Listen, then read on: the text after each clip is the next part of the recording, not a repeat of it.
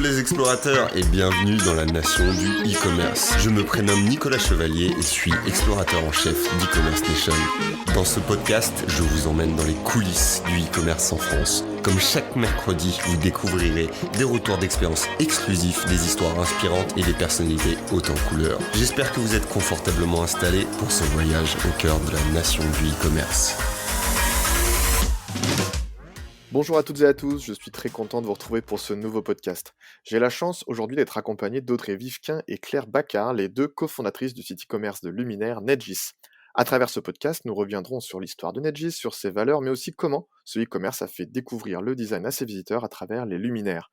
Nous ferons également un tour complet des aspects fondamentaux d'un e-commerce, la recherche de fournisseurs, la gamme produit, la stratégie de contenu, la livraison, le packaging, le paiement ou encore la vente à l'international. Tout ça avec le regard et le retour d'expérience des deux cofondatrices de Nedgis. Bonjour Audrey, bonjour Claire, merci d'être avec moi sur ce nouveau podcast. Alors dans un premier temps, je vais vous laisser vous présenter à tour de rôle, un petit peu nous retracer votre parcours. Audrey, si tu peux commencer.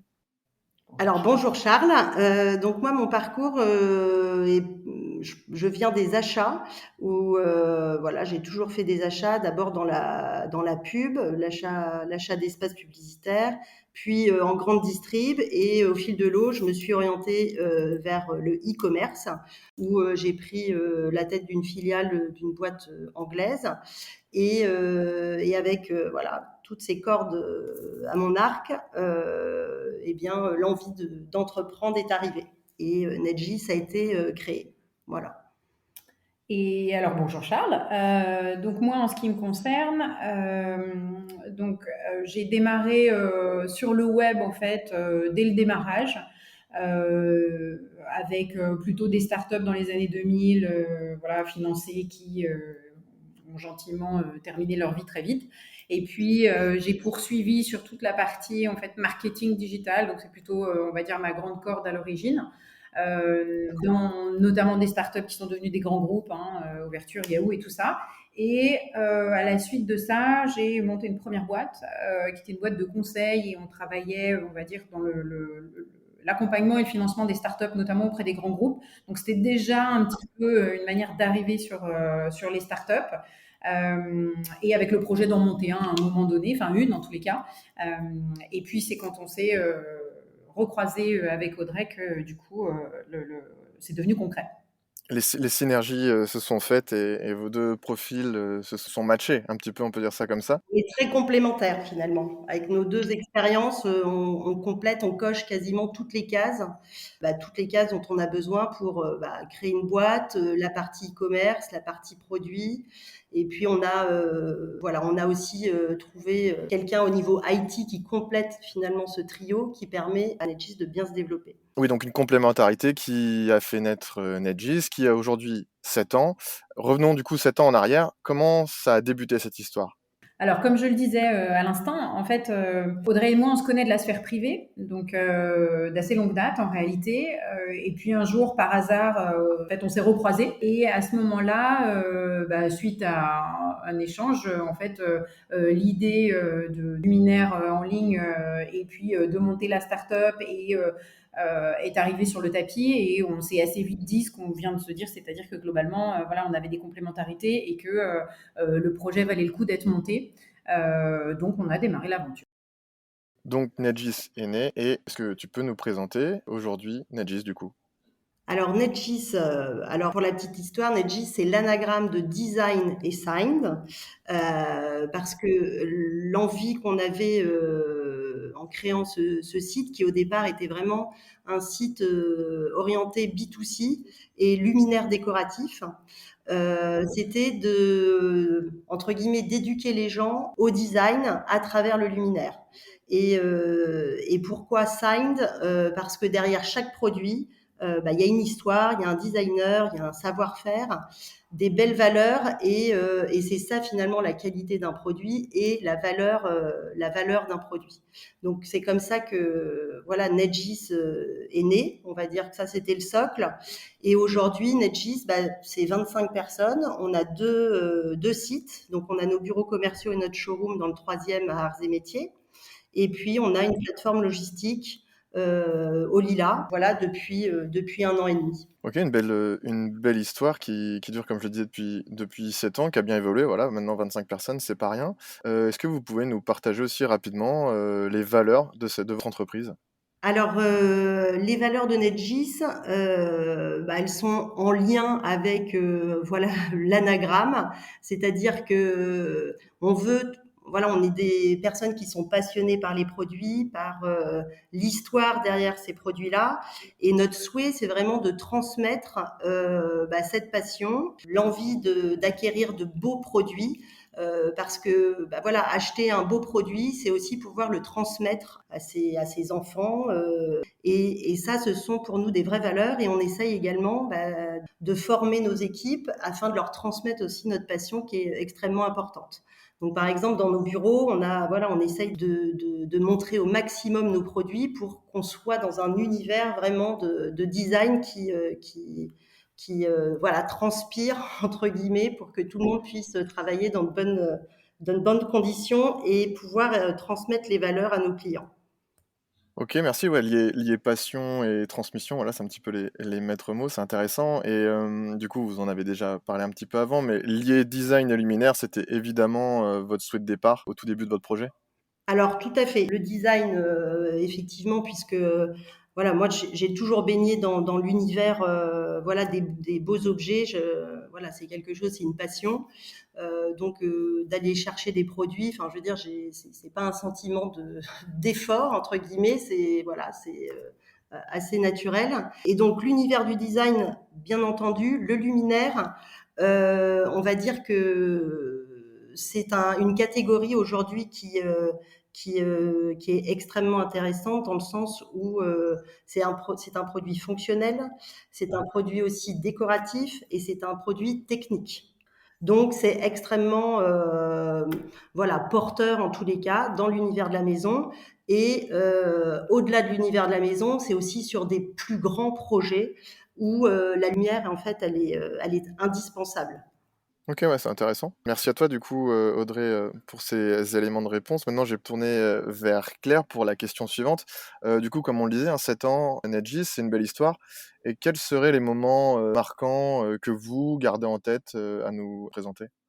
En fait, il y en a plusieurs parce que la réalité, c'est qu'on démarre, enfin, on a démarré. Alors, c'était pas un garage, mais c'était bien dans nos maisons ou dans nos apparts plutôt, hein, étant parisien. Donc voilà. Et le premier élément auquel on pense voilà, à l'écoute de ta question, c'est de se dire les lieux principalement, parce que d'abord, c'était nos appartements, et puis ensuite, on a d'abord eu un petit local qui peut faire 45 mètres carrés qu'on a sous-loué partiellement avant d'exploser. Et puis ensuite, on est passé dans un deuxième local et enfin dans un troisième local qui aujourd'hui, comme le disait Audrey, fait voilà, 200 et beaucoup plus si on compte la cave mètres carrés dans Paris, plus finalement notre entrepôt. Donc exactement, le lieu, c'est vraiment un marqueur du fait qu'on grandisse et du fait que la croissance soit vraiment au rendez-vous et qu'on évolue. De la même manière, les équipes, enfin l'équipe dans son ensemble, c'est aussi un marqueur de la belle histoire, hein, puisque c'était ta question. Parce que, à nouveau, on a démarré toutes les deux avec un stagiaire et voilà qu'aujourd'hui, comme on le disait, on est environ 25 personnes et qu'on a beaucoup de recrutements en tête. Donc, c'est pas prêt de s'arrêter. Et enfin, peut-être le dernier point qui est un peu le cœur du sujet, si on doit parler de moments marquants, c'est peut-être le fait que c'est clairement notre gamme, notre offre, qui, quand on a démarré, si on se souvient, le premier gros salon, le salon qui est important dans notre univers en France, c'est Maisons et Objets. Quand on a dû faire ce premier salon et qu'on est allé voir les fournisseurs, la première année, on a eu des gens qui nous ont dit ça ne nous intéresse pas vraiment. Autant dire qu'aujourd'hui, notre gamme, on l'élargit plutôt sans avoir vraiment besoin d'aller chercher les fournisseurs et les marques, si je puis dire. C'est-à-dire que voilà, il fait 25 000 références, notre catalogue, le plus grand du marché français aujourd'hui en luminaire. On est plutôt dans une logique où, alors qu'il fallait aller chercher les marques et les emblèmes du design qui nous intéressaient aujourd'hui, c'est un peu dans l'autre sens que ça se passe. Et ça, c'est clairement un marqueur du fait que, que les choses ont changé, qu'elles ont évolué, et du coup, ça fait partie de ces moments marquants au cours des 7 années. Effectivement, un marqueur intéressant de voir des personnes qui à la base n'étaient pas forcément intéressées et maintenant, avec votre évolution, qui viennent à vous sans même que vous ayez besoin de leur demander. C'est toujours intéressant d'avoir ce point de vue-là aussi. Du coup, tu as anticipé un petit peu ma question suivante. Vous avez 25 000 références aujourd'hui, environ en tout cas. Comment ces références, elles sont sélectionnées par vos soins et par vos équipes? Oui, alors aujourd'hui, comme le disait Claire, on a la plus grosse offre de design de luminaires en tous les cas sur la France, et je pense qu'on se positionne plutôt pas mal en Europe également. Et il faut savoir qu'il y a 7 ans, quand on a démarré, donc toutes les deux avec Claire, on avait 400 références sur le site. Donc on a démarré avec 400 références où il a fallu se battre pour avoir les marques. Voilà, il a fallu enfoncer les portes, comme on dit, pour aller chercher. Voilà, ça pouvait être des jeunes designers, ça pouvait être des marques emblématiques ou voilà des marques de l'Europe entière. Et il est vrai qu'aujourd'hui, la façon dont on sélectionne nos produits, elles viennent de différentes parts. Donc il y a les salons. Donc en France, il y a Salon Maison et Objets, mais on se déplace également en Europe. Voilà, il y a Copenhague où on est allé, il y a Francfort qui est un gros salon international qui est un peu plus orienté technique, mais qui a aussi du luminaire décoratif. Et puis après, il y a Milan. Bon, il y a d'autres salons type Stockholm. Donc ça, ce sont des lieux où l'on peut découvrir de nouveaux produits, de nouvelles marques. Mais on est également en veille permanente voilà, sur le web. Et notre autre source qui est extrêmement intéressante aujourd'hui, elle provient de notre marché B2B. Donc, on a une grosse part de notre activité qui provient du B2B. Le B2B, ce sont les architectes, les hôtels, les restaurants, les bureaux qui nous challenge en nous contactant, en nous disant voilà, moi je recherche telle typologie de produit. Est-ce que vous avez ce genre de produit ou j'aimerais avoir voilà un produit de telle marque. On l'a pas forcément en catalogue. On va aller la chercher pour eux afin de pouvoir répondre à 100% de leurs besoins. D'accord. Donc finalement, on a des yeux partout grâce Ouais. voilà, à nos clients B2B, à nos chefs de collection et puis aux marques aujourd'hui qui nous sollicitent. Donc c'est vrai qu'en 7 ans, ça a complètement changé, où il a fallu se battre pour aller les rentrer. Et maintenant, les marques nous sollicitent pour être référencées chez Nedgis. Ouais, un beau succès du coup. Ça c'est toujours bien, c'est ce qu'on disait tout à l'heure. Et est-ce que tu peux nous dire le nombre de marques que vous avez? Effectivement, on a 25 000 refs aujourd'hui sur environ 250 marques. Donc ces marques sont principalement des marques européennes. On a bien entendu des marques françaises, mais enfin, on aimerait en avoir plus, mais et voilà, malheureusement, on n'en trouve pas beaucoup plus. Mais sinon, la plupart sont des marques européennes, vraiment de tous les pays d'Europe, et quelques-unes aux États-Unis et au Canada. Sur ces marques, on a une partie d'exclusivité, donc voilà, on peut les trouver vraiment uniquement chez Nedgis. Et derrière tous ces produits et toutes ces marques, on a environ 1000 designers que l'on peut retrouver sur le site. Ok, très bien. Et parmi, du coup, toutes ces 25 000 références et 250 marques, comme tu nous l'expliquais, si vous deviez sortir une catégorie de produits phares, ce serait laquelle? Donc les catégories phares chez Nedgis, ce sont vraiment les suspensions et les appliques. Et ce sont deux catégories qui nécessitent une installation. Donc finalement, les clients qui s'adressent à Nedgis, aujourd'hui, on a le sentiment que ce sont des clients qui refont partiellement ou entièrement leur logement et qui ont besoin de s'équiper vraiment pour l'ensemble de leur habitat. Après, derrière, on a bien entendu toutes les autres catégories, mais les catégories phares sont vraiment les suspensions et les appliques. Après, on se développe aussi très bien sur la partie jardin et lampes à poser. Et par rapport à nos débuts, les catégories qui prennent vraiment une grosse part de notre marché, ce sont les produits architecturaux. Donc les produits architecturaux, c'est plus du fonctionnel, ça peut être du petit spot, des appliques, même du rail, puisqu'aujourd'hui on est capable de répondre à l'ensemble des besoins sur un projet. Donc, typiquement, voilà, dans le panier d'un client, on va avoir un très beau lustre, voilà, signé d'un designer, et puis il va acheter peut-être quelques spots pour voilà, sa salle de bain, son couloir et des appliques pour son entrée. Merci à toi Audrey, on a fait un beau tour d'horizon de votre catalogue produit.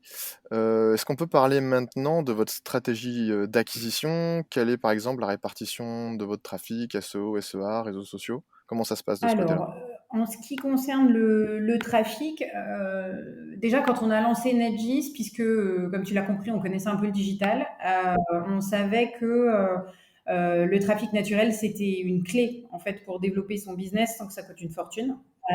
Donc en fait, on a dès le démarrage paramétré l'ensemble de notre site pour qu'il soit le plus SEO friendly possible. Grâce à ça, et au fait que, comme on l'évoquait, notre gamme est extrêmement large, en fait, on couvre pas mal de requêtes et donc on a un trafic, alors sans entrer dans le détail des chiffres, mais je pense qu'on peut dire qu'on a environ 45% de notre trafic qui vient du SEO, ce qui est considérable en fait. Ensuite, on fait évidemment donc, du payant. Donc si on doit parler du payant, ce sont l'ensemble des tactiques payantes, hein, donc principalement chez notre ami Google, mais pas uniquement. Donc là, on va dire, autour de 40 à 45% du reste de notre trafic. Et après, les réseaux sociaux doivent être peut-être 10% du trafic et 5% sur toutes nos autres tactiques, qu'il s'agisse d'emailing, de referral, de choses de ce genre. Donc en fait, notre stratégie d'acquisition, l'idée c'est de se dire ce que j'évoquais, essayer d'équilibrer le plus possible la part du naturel et la part du payant pour pas être dépendant, notamment voilà, quand le payant commence à devenir un peu cher, pour être en capacité de se dire j'ai d'autres leviers pour amener du monde et du trafic qualifié sur mon site. Très intéressant. Du coup, ça me permet de rebondir sur la question suivante. On parlait de référencement naturel, SEO. Vous avez un blog sur votre site. Est-ce que vous pouvez nous parler un petit peu plus en détail de votre stratégie de contenu? Ouais, alors la stratégie de contenu qu'on a adoptée, c'est de se dire, et c'est la raison pour laquelle on a lancé un blog. En gros, sur notre site, on a une capacité à prendre la parole qui est très descriptive autour de nos produits, en fait, et de notre gamme. Mais on peut être tout à fait légitime à échanger sur d'autres sujets, d'autres thématiques, et qui ont justement une grande force en référencement naturel. Et c'est pour ça qu'on a lancé le blog. Et donc l'idée du blog, c'est de pouvoir couvrir beaucoup d'autres choses, que ce soit des tendances, que ce soit des étonnements par rapport à des événements, donc des salons, des choses comme ça, que ce soit des articles purs SEO, sur lesquels il est compliqué en fait de créer des catégories ou des sous-catégories sur notre site parce que ça n'aurait plus de sens au bout d'un moment. Donc notre stratégie de contenu, elle est vraiment... elle est plurielle. Elle est à la fois pure SEO, donc elle va être technique quelque part. Elle est aussi inspirationnelle et au cœur des tendances, et donc du coup dans une logique où on est présent sur des requêtes que peuvent faire des internautes qui ne sont pas encore forcément complètement mûrs. Donc dans cette logique-là, elle a une vocation, on va dire, de notoriété en fait, hein. Et puis elle peut aussi être en renforcement de nouvelles marques qu'on positionnerait, et ça nous donne plus d'agilité pour mettre différents types de contenus, de médias. Voilà. Donc en résumé, elle est plurielle. L'idée, c'est vraiment qu'elle vienne apporter d'autres cordes à notre arc pour pouvoir se positionner, prendre la parole en SEO. Ok, ouais, donc une stratégie plurielle. Voilà, si on devait retenir quelque chose, ce serait ça. Non, du coup, on a parlé du trafic, de votre blog, de votre stratégie de contenu. On va parler maintenant de la logistique. Donc, du coup, NetGis propose des produits design de toutes les tailles et aussi de toutes les formes. Comment est-ce que vous gérez les questions logistiques, justement? Alors les questions logistiques, effectivement, c'est un un vaste sujet, et donc il faut savoir qu'au départ, sur notre feuille de route, c'était, 0 stock, flux tendu, et éventuellement un peu de dropshipping, et et par la force des choses, on s'est rendu compte que finalement cette stratégie-là n'était pas forcément, la bonne. Donc on a commencé à stocker un petit peu. Donc au départ, on se disait bon, les lampadaires, on va éviter de les vendre parce que ça prend trop de place. Et puis après, on s'est dit, on va quand même pas se couper du marché. Et donc c'est comme ça qu'on s'est agrandi petit à petit pour pouvoir développer justement cette spécificité de taille et forme. Et notre volonté première, c'était vraiment de garder notre logistique, notre outil en interne. On s'est longtemps posé la question, est-ce qu'on fait appel à un prestataire ou pas? Et puis finalement, la décision a été de garder l'outil logistique en interne pour pouvoir être plus agile, parce que c'est notre vraie force aussi aujourd'hui. Et donc, depuis 1 an et demi, on a donc notre entrepôt au Lila avec une équipe qui s'est adaptée au fil de l'eau à notre problématique de taille et forme. Et aujourd'hui, on est capable de livrer partout en Europe, enfin même dans le monde, l'ensemble de nos catégories produits et l'ensemble de nos formes grâce aussi à nos différents transporteurs. Donc votre propre logistique pour garder cette agilité et pouvoir répondre du tac au tac à vos commandes en gros. Voilà. Et puis, vu qu'on est quand même sur des produits qui sont assez fragiles, on a voulu garder le contrôle sur la qualité de l'emballage parce qu'on vend des beaux produits. Donc, je veux dire, l'engagement qu'on a vis-à-vis de nos clients, il doit être jusqu'au bout. Donc, malheureusement, le transport, c'est pas encore nous. Mais en tous les cas, quand on donne un colis au transporteur, c'est un colis qui a été checké par nos équipes et qui a été emballé avec soin pour que ça arrive à bon port chez notre client.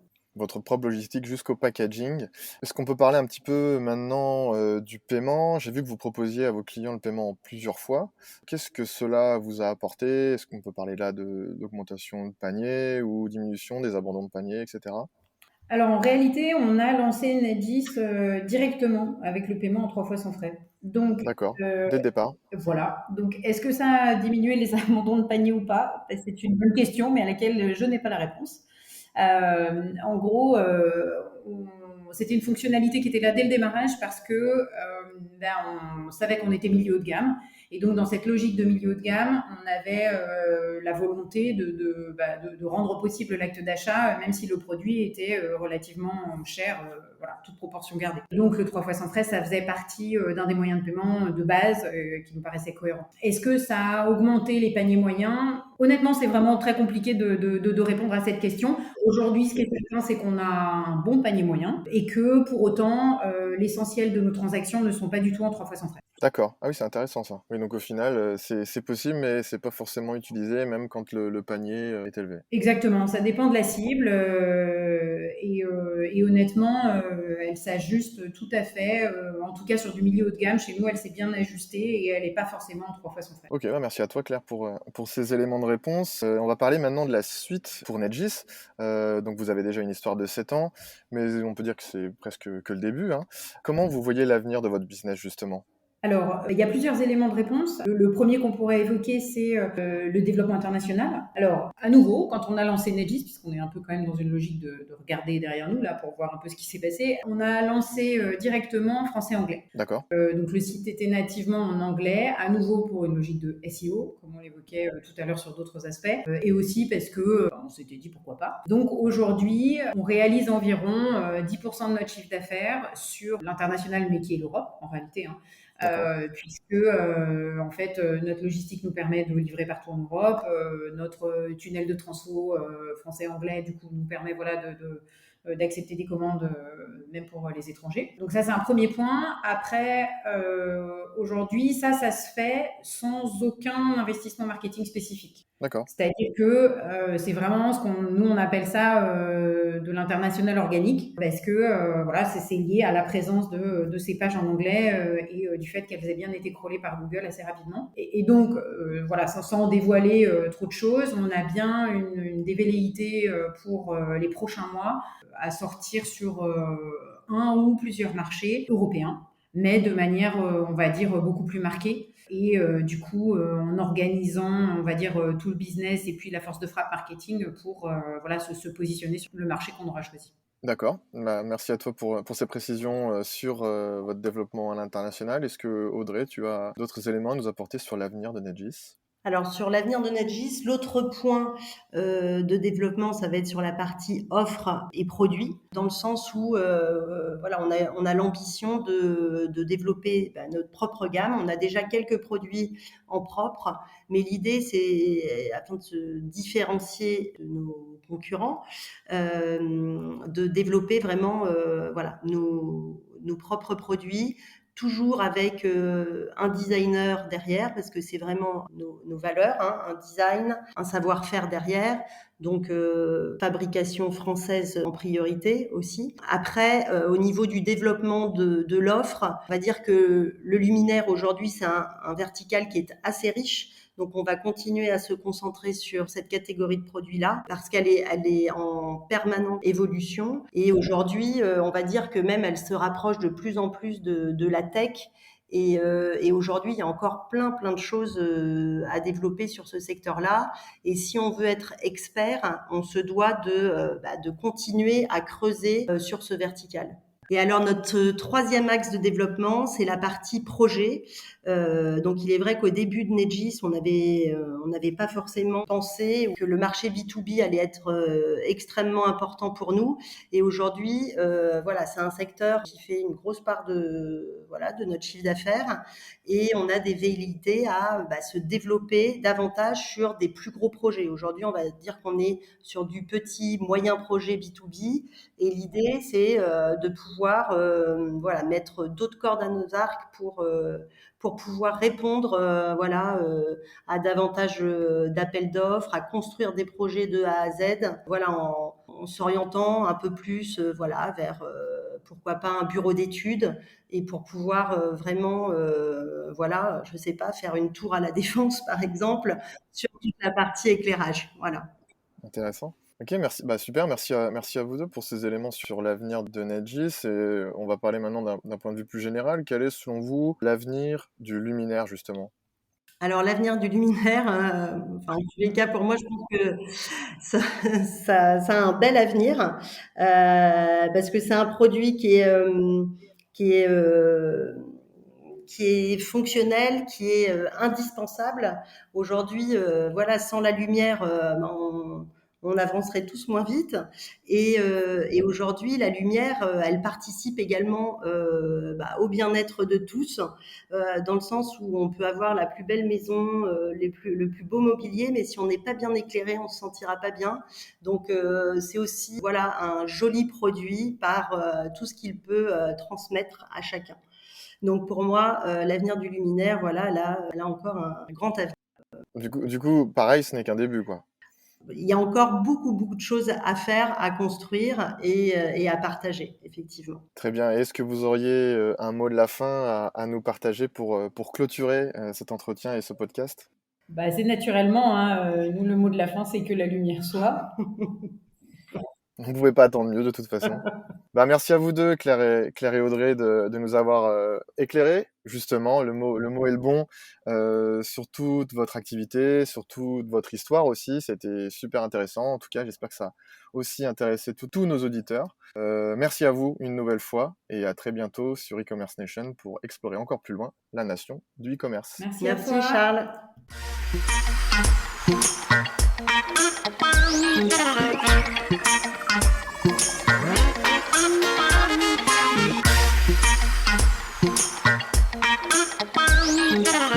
J'espère que ce podcast vous a plu. Je vous donne rendez-vous la semaine prochaine pour la découverte d'une nouvelle personnalité.